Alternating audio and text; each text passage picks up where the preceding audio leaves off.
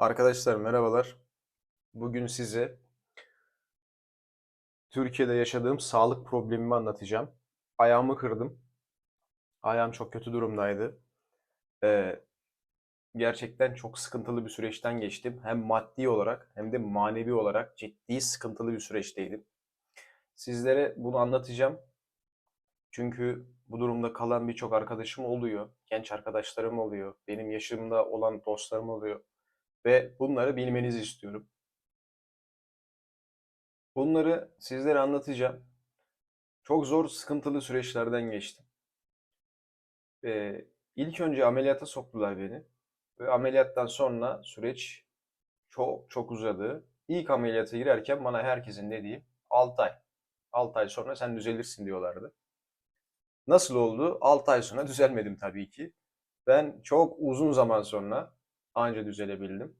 Kendi biraz uğraşımla, kendim biraz böyle e, alışabilen insan değilim. Kendi istediğim şeyleri daha çok yapmak istiyorum. Ya da kendi istediğim şeylerin olması için elimden gelen gayret fazlasıyla veriyorum. Şimdi sizlere Ukrayna'da bunları anlatacağım ve buraya ben hangi durumda geldim, nasıl geldim iyice anlayacaksınız ve durum değerlendirmesi ona göre yaparsınız. Şimdi gördüğünüz araba benim işte bana vuran ekmek arabası. Bu gördüğünüz araba. Neyse bu araç vurdu. Motorumun halini görüyorsunuz. Motor bildiğin ikiye bölündü. Şu an burada detaylı değil. Burada beni hastaneye götürüyorlar ve bu süreç çok çok sıkıntılıydı. Bakın yani bildiğin dağılmışım. Arkadaşlarım benimle gülüyor, dalga geçiyor.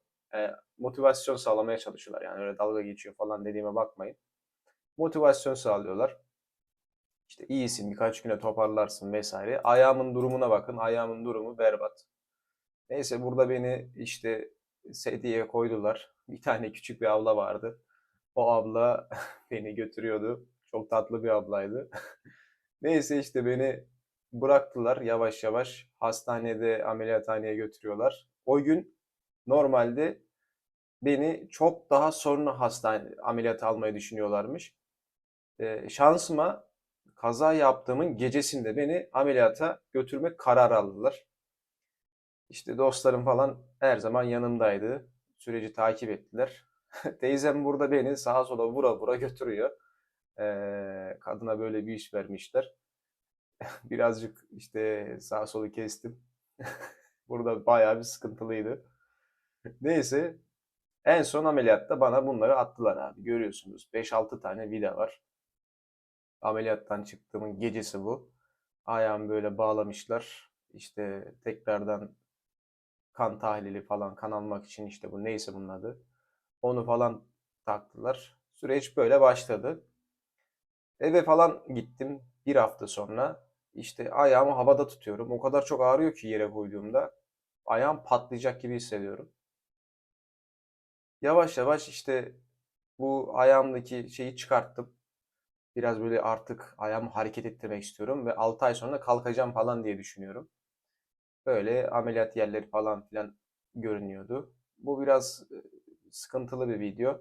Belki bazı insanların midesi hani kaldırmayabilir. Ayağım bu şekildeydi. Bu gördüğünüz siyah olan her yer delinmiş. İşte operasyon yoluyla ayağıma girdikleri yerler. Buralarda hep vidalar var. İşte dostlar size zaten fotoğrafı gösterdim. Ayağım bu şekilde. Bu iyi hali diyeyim. Bu ameliyattan sonraki zamanlar buna iyi diyebiliriz. Neyse dikişlerimi almak için beni bir ay sonra bir çağırdılar. Yavaş yavaş dikişlerimi alıyorlardı. Burada gerçekten o kadar çok canım acıdı ki size anlatamam. Vallahi yani kimse böyle bir durumda kalmasın. Gerçekten çok kötü. Yani aklım gitti. Ayağım bu şekilde dikişleri aldıktan sonra biraz şiş. Yandan çok fazla şiş. Ya bildiğin Shrek ayağı gibi. Bu nasıl bir ayak bilmiyorum. Annem bana sağ olsun işte bakımını falan yapıyor. Bu iğneyi de göbeğimden kendim vuruluyordum. Bana böyle bir iğne verdiler. Neyse ben işe başladım. Bu şekilde. Komik komik şeyler yapıyoruz işte işe falan başladık. Arkadaşlar video çekiyor. Ayağım kötü durumdaydı. Burada sağ olsunlar, ben hani işe başlama gayretinde bulundum ama ayağım o kadar çok şişiyordu ki anlatamam size. Gerçekten çok kötü durumdaydım. Ve o gün mesela çalışmaya başladım. 4 saat sonra yürüyemez ve ayakta duramaz hale geldim. Ve bugün mesela tarihi falan söylüyorum. Videoda sesi kıstım. Tarihi falan söylüyorum, işte çalışamadığımı anlatıyorum. Doktora göstermek için. Çünkü doktora kalsa ben koşacağım anasını satayım. Yapamıyorum hiçbir şey. Yani bu gerçek bir durum.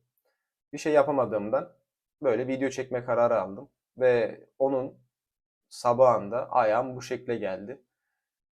Ve ben neyse oradan çıktım, kuryeliğe başladım. Biraz oturur oturur çalışırım diye. Ayağım bu şekilde dostlar. Bileğim dönmüyor, kilitlenmiş. Etrafında enteresan şeyler var. İşte gördüğünüz gibi süreç böyleydi. Ben size olabildiğince durumu işte göstermeye çalıştım. İnsanlar her zaman böyle iyi bir dönemden geçmiyor. Buna ben de dahilim. Umarım e, videodan biraz ders çıkarmışsınızdır. Bu süreç çok uzun ve aslında detaylı. Ben sadece size ben o sırada neler yaşadım, ne yapıyordum onları göstermek istedim. Kuryelik gerçekten zor bir meslek. Orada çalışan birçok arkadaşım gerçekten hak ettiği parayı almasını isterim. Herkesin bir hak ettiği para var. Herkes aynı parayı alamaz. Bu işler riskli işler. Bu dışarıda normal bir iş yapmaya benzemez. Hayatınız kayabilir. Kuryelere biraz daha artık dikkat edelim. Trafikte gerçekten canlarıyla para kazanıyorlar. Bir araba vurduğu zaman uçuyorsunuz, gidiyorsunuz, başka bir şey olmuyor. Ve hani gerçekten zorlu bir durum. Ben bu süreci 3 yıl çektim arkadaşlar. Videomuz belki kısa ama bu süreç 3 yıl sürdü. Birinci ameliyatımdan sonra ben tekrardan bir ameliyat daha oldum. Onun bir belgelerine ulaşamadım. Bazı şeyleri sildim. Çünkü görmek istemiyordum. Benim psikolojimi bozuyordu. Ve birçok şeyde zaten hafızam silindi. O dönemde mesela tanıştığım bir arkadaşım, dostum varsa gerçekten hatırlamıyorum. Belki eski kazamla alakalı, bilmiyorum yani. Bunun gibi şeyler. Size göstermek istedim. Umarım biraz anlamışsınızdır. Bu süreçler çok zor. Ve ben bu süreçte sadece dostlarımla beraber atlattım.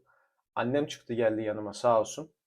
Ama başka insanların desteği vesaire olmadı. Beklediğim halde olmadı.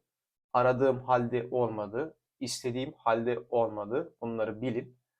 E, Bazen ben şuna inanıyorum. Bazen insanın gözünün açılması için Allah bize yardım ediyor. Ve senin daha bildiğin insanlar, tamam mı? Yere göğe sığdıramadığın insanlar, bir bakıyorsunuz gerçekten sizin büyüttüğünüz şekilde varlar. Aslında bir şey olduğunda ortada kimse yok. Bunları iyi bilin, bunları iyi anlayın. Mesela çok iyi bir arkadaşım vardır. O gün mesela sıkıntılı durumda yoktur. Çok sevdiğim birisi vardır. Bu benim için canlı verir dediğin adam vardır. Bir bakarsınız piyasada yok. Anladınız mı? Bu öyle şeyler gerçek. İnsan kötü durumda herkesi anlıyor, herkesi analiz edebiliyor ve bu analizde sizin doğru karar vermeniz gerekiyor. Doğru karar vermezseniz bir sonraki durumda aynı şeyi çekersiniz. Ben bu süreçte kendi maddi manevi bütün her şeyimi karşıladım. Süreç bittiğinde de herkesin en son bana saygı gösterdiğini gördüm. Niye? Abi, adama zaten hani kimsenin destek olduğu yok. Benim hakkımda yorum yapan insanlar oluyordu mesela. Şöyle yap, böyle yap, emir verenler. Ailenizden tutun başka bir sürü insan. Süreç sonunda onlar ne yaptılar? Dediler ki "Ya biz çok ses çıkartmayalım. Çünkü e, artık ses çıkartabilecek halde değildiler. Çünkü ben süreci tek başıma atlattım. Birçok insandan yardım istedim. Bunlar olmadı arkadaşlar. Şimdi neredeyiz? Ukrayna'dayız. Hiç sıkıntı yok. Burada devam ediyoruz. Önemli olan düştüğünde kalkabilmek diyorlar ya. Aynen öyle. Ben kaza yaptığımda gittim. Fırında çalıştım. Tekrar kuryeliğe döndüm. Az uz da yapmadım yani. Bayağı yaptım. Ama olmadı. Ee, Türkiye'den sıkıldım diyeyim. Artık bu prosedürler, vergiler falan beni bayağı bunalttı. O yüzden böyle bir adım attım. Buraya geldim. Burada da bakalım neler yapabileceğiz. Umarım bir daha böyle sağlıkla ilgili bir durumla karşılaşmam. İşimize gücümüze bakarız. Umarım anlayabilmişsinizdir. Video bu kadar. Beğenmeyi, takip etmeyi, yorum yapmayı unutmayın. Çünkü buna harbiden ihtiyacım var. Herkese teşekkür ederim. Görüşmek üzere.